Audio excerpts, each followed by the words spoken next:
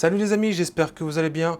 En tout cas moi ça va super. Pour ceux qui viennent d'arriver sur la chaîne, je t'invite à aller t'abonner et à mettre un petit pouce bleu à cette vidéo et de la partager avec tes amis. Je sais pas si vous vous souvenez, mais la dernière fois je vous ai présenté tout l'aspect décor, lumière, à quoi ça servait d'avoir des belles lumières dans votre présentation YouTube ou vos vidéos, ou tout simplement avoir une ambiance lumineuse chez vous.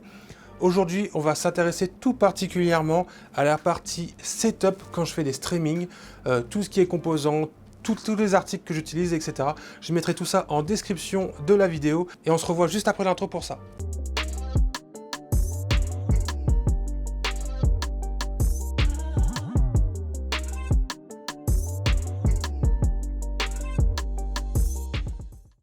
Donc cette vidéo, on va la faire sous forme de petits tours. Petit à petit, on va aller de droite à gauche pour voir à peu près tout ce que j'utilise. Donc on va commencer par ma petite tour. Donc c'est une tour Cooler Master que j'ai depuis environ 4 ans. Chaque partie de cette tour, en fait, je peux la changer, acheter des nouveaux articles. Avant, j'avais une partie en métal ici, j'ai mis un verre ici. Donc du coup, sur le site directement de Cooler Master, on peut moduler notre tour directement et c'est ce que je trouve assez intéressant. À l'intérieur de la tour, on va retrouver comme carte graphique une GTX 1080. Pourquoi une GTX 1080 et pourquoi pas une RTX? Parce que tout simplement pour ce que je fais, ça me suffit. Moi, les jeux que je joue, que vous avez en live, etc., c'est des jeux plutôt avec des patchs graphiques cartoon, ou sinon quand je joue à des gros jeux, je vais pas jouer en 4K, je vais plutôt jouer en 1080p, ça me suffit amplement.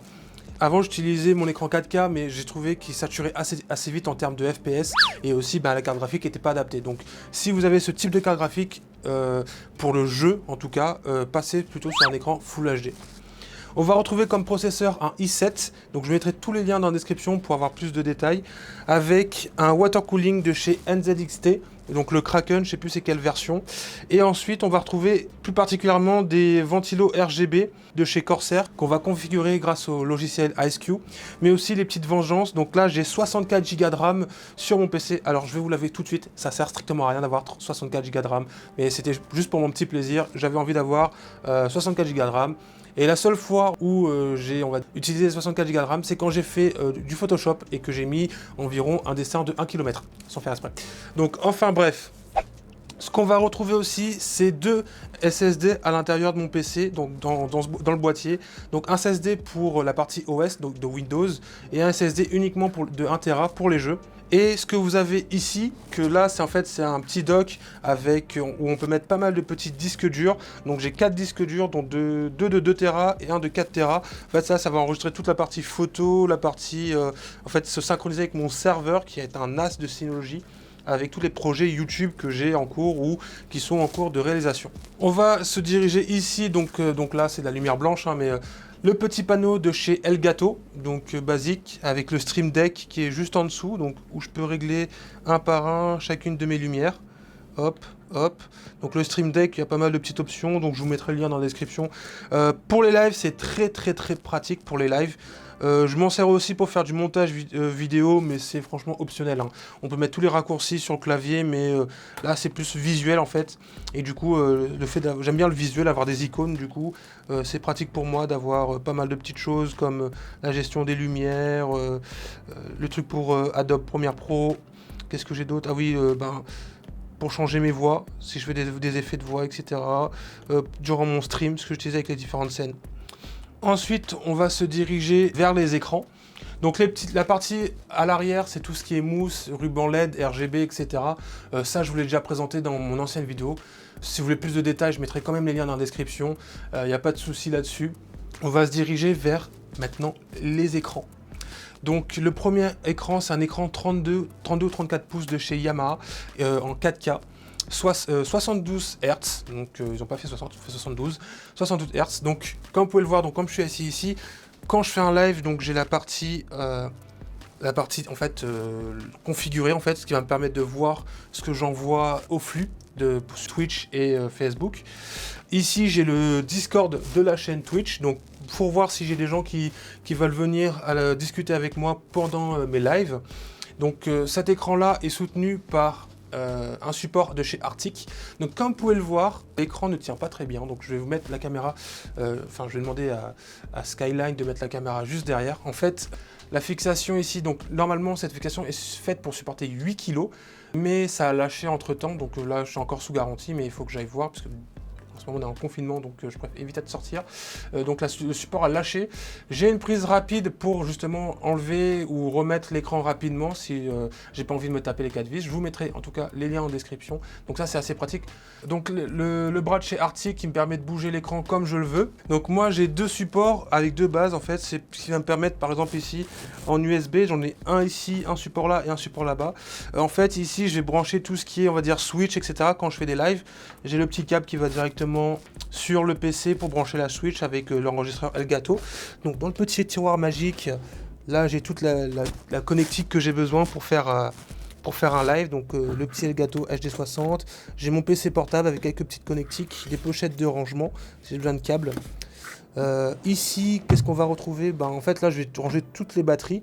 Alors la petite ce que je vous donne, c'est de mettre une mousse au fond de votre tiroir, comme ça quand vous bougez votre tiroir, il n'y a rien qui bouge à l'intérieur. Hop là. Donc ici, là j'ai un petit peu de connectique, un petit Raspberry, clé USB. Bon, c'est un peu de bordel dans ce tiroir là. Donc ici, on va retrouver l'écran 240 Hz de chez Alienware en G-Sync. C'est Skyline qui me l'a offert. Un petit bijou. Donc pourquoi en G-Sync et pas en FreeSync? Puisque tout simplement, moi j'utilise une carte graphique de chez Nvidia. Et du coup, G-Sync c'est chez Nvidia et FreeSync chez AMD. Donc ensuite, on va redescendre un peu plus. Donc la caméra, ah oui, la petite caméra pour mes lives, c'est la Logitech 4K Brio. Donc en termes de résolution, pour monter jusqu'à 4K 60 fps, si je dis pas de bêtises, il faudra que je vérifie. 4K 60 fps. Je l'ai acheté environ 100 €, des fois on les voit à 80, des fois on les voit à 160 €. Je vous conseille d'attendre franchement les Black Friday ou quand ils descendent dans les prix sur Amazon. Avoir cette caméra là, c'est très pratique parce qu'on peut mettre 4K, Full HD, etc. Et on peut régler en fait avec le logiciel de chez Logitech directement tout ce qui est la balance des blancs, la saturation, le contraste, etc. Le logiciel il est plutôt bien fait. Donc ensuite, sur la gauche, on va retrouver le bon vieux micro, le premier micro de ma chaîne de chez Rode, le NT USB, toujours fidèle au poste. Comment dire, sur les lives, si vous entendez un souffle, c'est dû justement à ma tour qui fonctionne en arrière-plan. Ce micro-là, comment dire, je suis content. Je mets un bras de chez, toujours de la marque Rode. Ils font de très bons micros. Même le micro-cravate que j'ai en ce moment, c'est Rode. Le micro-canon que j'ai, c'est Rode.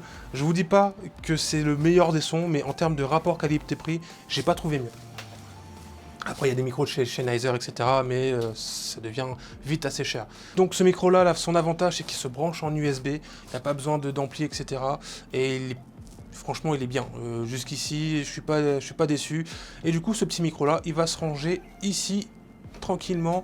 Et ça prend pas du tout de place. Donc ensuite, on va venir directement sur la partie de mon bureau. Comme vous pouvez le voir, mon bureau, il est pas très rangé là, parce que je fais un peu de live en ce moment, on a le temps on va dire. On va retrouver mon clavier de chez Corsair, que je vous ai déjà présenté dans une vidéo. Je vous mets le petit truc juste en haut de la vidéo. Donc sur le port USB de mon clavier, on va retrouver un petit câble magnétique. Je vous ai refait une petite vidéo là-dessus. En fait, toutes les vidéos que j'ai sur YouTube, j'utilise encore les produits. Il n'y a pas de souci, ça fonctionne très bien. Donc ce petit câble magnétique va me permettre justement d'alimenter ma tablette. Et ma tablette va me permettre à la fois d'avoir le chat de Twitch et de Facebook, d'avoir un retour, on va dire, sur voir si tout fonctionne correctement. La tablette, elle est reliée avec un plateau rapide de chez Manfrotto. Hop, donc je mets ma tablette ici. Donc ça environ, ça coûte avec le petit support qui est là. Donc ce qui tient, donc c'est une rotule de chez Manfrotto. Donc je vous rassure, cette rotule là elle coûte 110 balles, mais j'utilise pas que pour tenir ma tablette, franchement. Je l'utilise pour tout particulièrement, là, je mets pour mes caméras, pour la lumière, etc. Donc cette petite rotule, elle est vraiment bien. Je mettrai même ma caméra là-haut, qui est sur le gimbal dessus, il n'y a pas de souci. Avec le petit GorillaPod qui met justement la tablette à bonne hauteur. Quand je fais mes lives, en fait. Elle est à bonne hauteur et du coup, hop, dès qu'elle a plus de batterie, je branche le petit câble. Et c'est fait. Et j'ai le niveau de batterie grâce à la petite loupiote qui est devant. Qu'est-ce que j'ai pas expliqué? Là, on a mon casque. Hop, juste là, vous l'avez souvent vu dans mes lives. Donc là, vous avez mon casque. Pourquoi j'ai choisi ce casque-là? Tout simplement parce qu'il est ultra confortable. Je peux rester sur les casques que j'utilisais avant, je restais environ 2-3 heures. Au bout d'une heure, j'avais mal aux oreilles, j'avais mal à la tête ou autour des oreilles. Et avec celui-là, c'est juste nickel. Franchement, en termes de confort, j'ai pas trouvé mieux. J'en ai testé de chez Corsair, j'ai testé entre 10 et 20 euros. Celui-là, il coûte environ 100 euros et il fait le taf de une. Et deuxièmement, il est très confortable. Donc là, on a le deuxième panneau de chez Elgato, tout simplement. Donc là, vous avez la petite planche de bois que j'ai acheté chez je sais plus où, mais en gros, donc là, on a les deux questions Alexia. Ici, on va retrouver un connecteur de périphérique avec lecteur de carte SD. Donc là, j'ai mes 3 prises USB, tous très bien en fait. Là, on va retrouver un peu de matériel photo. Donc tout ce qui dit nettoyeur, connexion rapide, plateau rapide, cache, pince. Donc ça, c'est une des parties de mon matériel. Hein. Il n'y en a pas beaucoup, c'est juste quand j'en ai besoin. Ici, on va retrouver tout ce qui est chargeur. Donc là, j'ai une petite station. Je ne sais pas si vous voyez bien sur la vidéo. J'ai une petite station avec plusieurs USB dessus. Et c'est plutôt intéressant parce que je peux tout charger à partir de là. Et quand j'ai plus besoin, j'éteins directement. Par exemple, là, j'ai une batterie qui charge et c'est nickel. Donc là, c'est un peu le bordel, mais généralement, je fais attention parce que, par exemple, sur ce câble-là, il est magnétique. Enfin, j'ai mis un petit aimant dessus avec une plaque de métal. Et on vient mettre là. Et du coup, tous mes câbles se retrouvent ici. Après, je respecte pas trop parce que c'est vraiment le bordel. Je vous ai vraiment présenté la partie live, en fait. Généralement, quand je reçois des vidéos, donc je mets la caméra de ce côté-là. En fait, là, ce mur-là, il est rempli de mousse pour éviter d'avoir un écho au minimum, parce que auparavant, il y avait pas mal d'écho. Là, il y en a beaucoup moins. Il y a toujours au sol et au plafond, mais vu que ce mur-là, il y a plein de mousse dessus, il n'y a plus de soucis par rapport à ça. En tout cas, si tu as aimé cette vidéo, n'hésite pas à mettre un petit pouce bleu. Si j'ai oublié des choses, n'hésite pas à me demander en commentaire, je te répondrai automatiquement. Enfin, logiquement, je réponds assez rapidement. Sauf si j'atteins les 100 000 abonnés, mais c'est pas le cas. Mais du coup, je te remercie d'avoir regardé cette vidéo. Si elle t'a plu, n'hésite pas à mettre un petit pouce bleu et à la partager. On se retrouve la prochaine fois pour de nouvelles vidéos.